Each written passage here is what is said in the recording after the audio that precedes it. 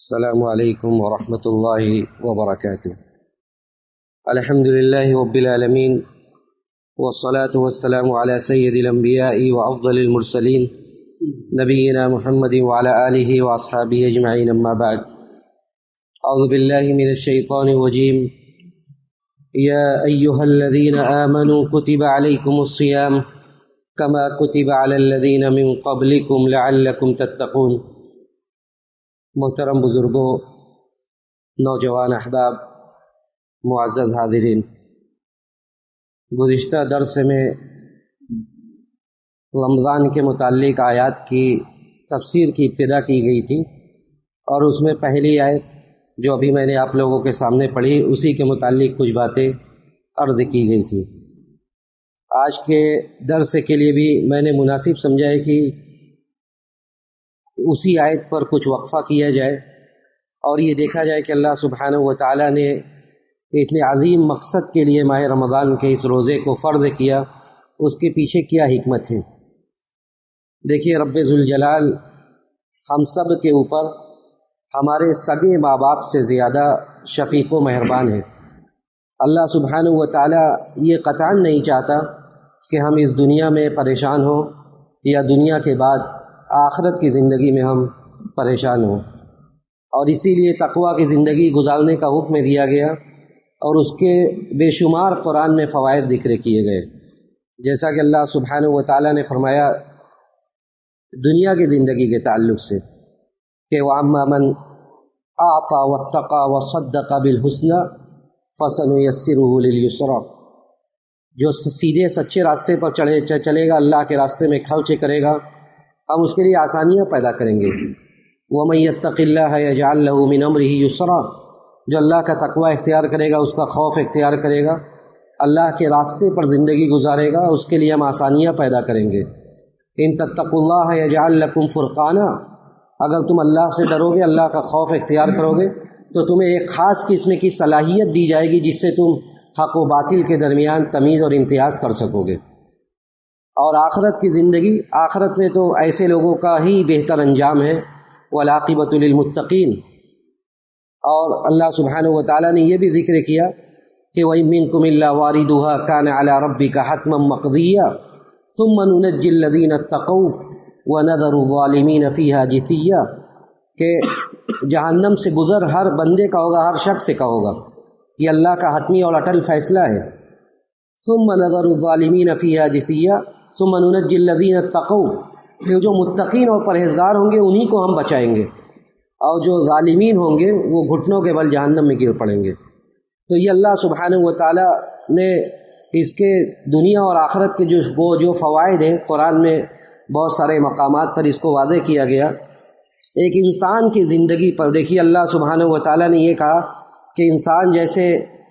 کانٹے والے جھاڑیوں سے اپنے دامن کو بچا کر گزرتا ہے، ویسے ہی اسے اس دنیا میں زندگی گزارنا ہے۔ اگر یہ کانٹا اسے دنیا میں کانٹا چبھ جائے تو اس کا علاج ممکن ہے، لیکن اگر یہ کانٹوں میں گزرتا گزرتا گناہوں کی عادت ڈالتا وہ اپنی پوری زندگی گزار دے تو پھر دلوں کا علاج تقریباً ناممکن اور محال ہو جاتا ہے۔ ایسے مرض دل میں جنم لے لیتی ہے، ایسے مرض دل میں پیدا ہو جاتی ہے، ایسی بیماریاں کہ جن بیماریوں کو اگر وقت پر علاج نہ کیا جائے تو وہ بیماریاں ہماری دنیا اور عقبہ اور آخرت سب خراب اور تباہ و برباد کر دیتے ہیں۔ اللہ سبحانہ و تعالیٰ نے گناہوں کے انجام کے بارے میں قرآن میں بہت سارے مقامات پر ذکر کیا کہ گناہیں یہ اجتماعی اور انفرادی زندگی پر کیا اثر کرتی ہیں۔ تقویٰ کا مطلب یہی ہے کہ آدمی گناہوں سے بچ کر زندگی گزارے، اور جب آدمی کے دل پر گناہیں دستک نہ دیں، یعنی گناہیں کھٹکے بھی نہ، جب وہ گناہوں کو کرنے کے لیے آگے بڑھے اور وہ اس کے دل میں ذرا سا بھی خوف نہ ہو اور وہ کھٹکے بھی نہ گناہ، تو یہ سمجھ لیجئے کہ ہمارا دل اور اس میں جو حرکت ہے اب یہ اللہ کے لیے نہیں، یہ دل دھڑک رہا ہے، اور اس کے کیا نقصانات ہو سکتے ہیں۔ ابھی آپ نے آیت سنی کہ قوم فرعون کے بارے میں اللہ نے کہا کہ کم ترکوا من جنات وعیون وزروع ومقام کریم، یہ یعنی کتنی بڑی بڑی نعمتوں میں یہ تھے، کتنی نعمتیں انہیں چھوڑنا پڑا، اور سارے نعمتوں کے پیچھے اللہ نے اس سب کو بدل دیا۔ وجہ کیا تھی؟ فَكُلًّا أَخَذْنَا بِذَنبِهِ، ہر ایک کو ہم نے ان کے گناہوں کے پاداش میں ہی پکڑا ہے۔ یعنی ایسا نہیں تھا کہ اللہ سبحانہ و تعالیٰ ظالم ہے، بلکہ اللہ سبحانہ و تعالیٰ مہلت دیتا رہتا ہے، ڈھیل دیتا رہتا ہے، ایسے ایسے موسم، ایسے ایسے موقع دیتا ہے، رمضان کے علاوہ دوسرے مواقع، کہ آدمی اپنے دل کی اصلاح کر لے۔ اس کے باوجود جب وہ نہیں کرتا ہے، اس کے باوجود جب وہ ڈھیل لیتا ڈھیٹ ہو جاتا ہے، تو اللہ نے فرمایا کہ فَكُلًّا أَخَذْنَا بِذَنبِهِ، تو ہم نے سب کو ان کے گناہوں کے پاداش میں پکڑ لیا۔ تو قوم فرعون کے بارے میں بھی اللہ نے کہا کہ اور یہ اس کے کئی ایک نقصانات ہیں کہ آدمی کے انفرادی زندگی پر، یعنی اس کی اپنی ذاتی زندگی پر گناہوں کے کیا نقصانات ہیں۔ حضرت عبداللہ ابن عباس کہتے ہیں کہ جب آدمی گناہ کرتا جاتا ہے تو اس کا کیا ہوتا ہے، کہتے ہیں کہ ان للحسنۃ ضیاء فی الوجہ، نیکیوں کا کیا ثمرہ و فائدہ ہے کہ نیکیوں سے چہرہ پررونق ہوتا ہے، چہرے میں روشنی اور نور پیدا ہوتا ہے۔ وَنُورًا فِي الْقَلْبِ، اسی طرح دل میں ایک نور اور روشنی ہوتی ہے جس سے وہ اللہ کو پہچانتا ہے، اس کے احکام سے محبت ہوتی ہے۔ وَسَعَةً فِي الرِّزْقِ، اور جب وہ نیکی کے راستے پر چلتا ہے تو اس کے رزق میں کشادگی ہوتی ہے۔ وَقُوَّةً فِي الْبَدَنِ، اور اس کے بدن میں ایک مضبوطی رہتی ہے، توانائی ہوتی ہے۔ وَمُحَبَّةً فِي قُلُوبِ الْخَلْقِ، اور مخلوق کے دلوں میں اس کے لیے محبت پیدا ہوتی ہے۔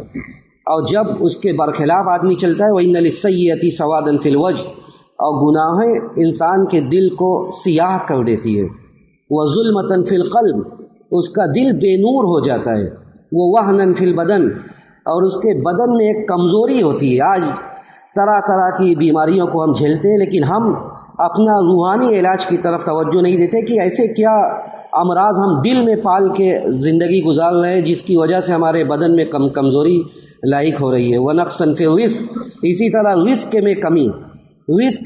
حضرت عبداللہ ابن عباس کہتے ہیں کہ جب انسان گناہ پر گناہ کیے جاتا ہے تو اس کا ایک بڑا نقصان یہ ہوتا ہے کہ بدن میں کمزوری، رزق میں کمی۔ وَبُغْضَةً فِي قُلُوبِ الْخَلْقِ، اسی طرح مخلوق کے دلوں میں اس کے لیے نفرت پیدا ہوتی جاتی ہے، وہ جو بھی کرتا ہے سارے لوگ اس سے نفرت کرتے جاتے ہیں۔ اسی طرح گناہوں کا ایک نقصان یہ بھی ہے کہ وہ اپنے ساتھ بہت ساری گناہیں لے کر آتی ہیں۔ جب انسان گناہ کے راستے پر نکلتا ہے تو ایسا نہیں ہے، بلکہ ایک گناہ کرتا ہے، ایک گناہ کے پیچھے سینکڑوں گناہیں آتی ہیں۔ سلف کہتے تھے کہ ان من عقوبۃ السیئۃ السیئۃ بعدها، کہ گناہوں کی سزا یہ ہے کہ ایک گناہ کے بعد دوسری گناہ ہوتی جاتی ہے۔ وَإِنَّ مِن ثَوَابِ الْحَسَنَةِ الْحَسَنَةُ بَعْدَهَا، اور نیکیوں کا ثواب یہ ہے کہ ایک نیکیاں ہوتی ہے تو اللہ تعالیٰ کئی نیکیوں کی توفیق دیتا ہے۔ اسی طرح علامہ ابن القیم رحمہ اللہ کی ایک بڑی مشہور زمانہ کتاب ہے، انہوں نے اس میں ایک ایسا سبب ذکر کیا کہ انسان پڑھ کر اس کا رونگٹا کھڑا ہو جاتا ہے، کہ علامہ ابن القیم نے گناہوں کے نقصانات میں ان کی ایک کتاب الداء والدواء، بیماری اور اس کا علاج، اس میں انہوں نے لکھا کہ الاصرار علی الذنوب یسبب الرین علی القلوب، کہ یہ گناہوں پر اصرار یہ دلوں کو زنگ آلود کر دیتا ہے۔ اسی میں آگے جاتے جاتے انہوں نے لکھا کہ یہ ان سب سارے چیزوں سے بڑا جو نقصان ہے وہ یہ کہ وہ کہتے ہیں کہ میں نے بہت سارے لوگوں کو دیکھا اور بہت سارے لوگوں کا تجربہ ان کے استاد علامہ ابن تیمیہ اور دوسرے لوگوں نے ذکر کیا کہ جو لوگ زندگی بھر گناہوں میں ملوث رہتے ہیں، یعنی جن کو اللہ کی عبادت کے لیے، اللہ کے لیے وقت نہیں ملتا، توفیق ہی نصیب نہیں ہوتی، ان کا آخری انجام کیا ہوتا ہے کہ جب ان کے اوپر احتضار کی کیفیت طاری ہوتی ہے، جب ان کے اوپر نزع کی کیفیت طاری ہوتی ہے، سکرات الموت میں گرفتار ہوتے ہیں، اور ان سے لوگ کہتے ہیں کہ حتی قیل لبعضهم قل لا الہ الا اللہ، بعض لوگوں سے کہا گیا کہ کلمہ پڑھیے، بعض لوگوں سے کہا گیا کہ کلمہ پڑھیے، تو کہتے ہیں کہ ان کے زبان سے صرف یہی نکلتا تھا کہ آہا لا استطیع، ہائے افسوس میں کہہ ہی نہیں سکتا، میرے زبان سے کلمہ ادا ہی نہیں ہو رہا ہے۔ کہتے ہیں کہ اس لیے کہ اس کے بعد وہ بندہ کہتا ہے کہ میں پوری زندگی میں گناہوں میں تھا،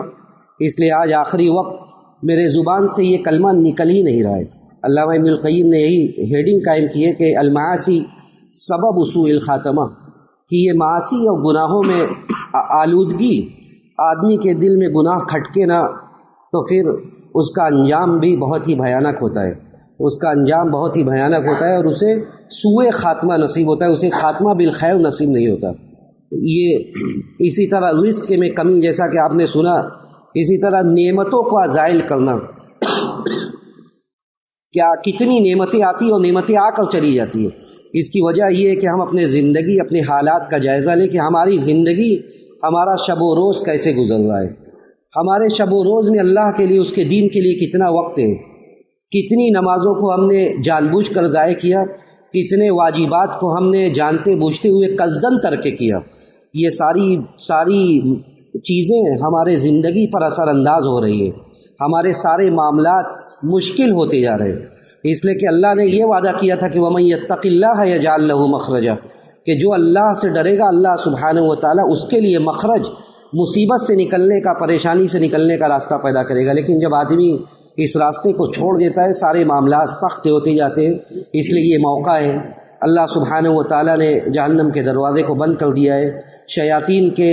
طاقت کو کم کر دیا ہے۔ اس لیے ہم اللہ کے سامنے جھکیں، اپنے دلوں کا علاج کریں، اپنے حالات کا جائزہ لیں قبل اس کے کہ وقت ہم سے رخصت ہو جائے اور ہم پھر سوائے حسرت و افسوس کے اور کچھ نہ کر سکیں۔ ہم اللہ سبحانہ و تعالیٰ سے یہی دعا کرتے ہیں کہ رب العالمین تو ہمارے دلوں کے حالات بدل دے، اس دل میں اپنا خوف، اپنی خشیت پیدا کر دے۔ رب العالمین اس ماہ مبارک میں ہم جو بھی ٹوٹی پھوٹی عبادت کریں تو اسے شرف قبولیت سے نواز دے۔ رب العالمین اس ماہ رمضان کا حسن اختتام ہمیں نصیب فرما۔ رب العالمین تو ہمیں بچے ہوئے ایام میں زیادہ سے زیادہ عبادت و بندگی میں اپنا وقت صرف کرنے کی توفیق نصیب فرما۔ جب ہمارا اس دنیا سے جانے کا وقت آئے تو ہمیں خاتمہ بالخیر نصیب فرما۔ ربنا تقبل منا انک انت السمیع العلیم وتب علینا انک انت التواب الرحیم وآخر دعوانا ان الحمد للہ رب العالمین والسلام علیکم ورحمۃ اللہ وبرکاتہ۔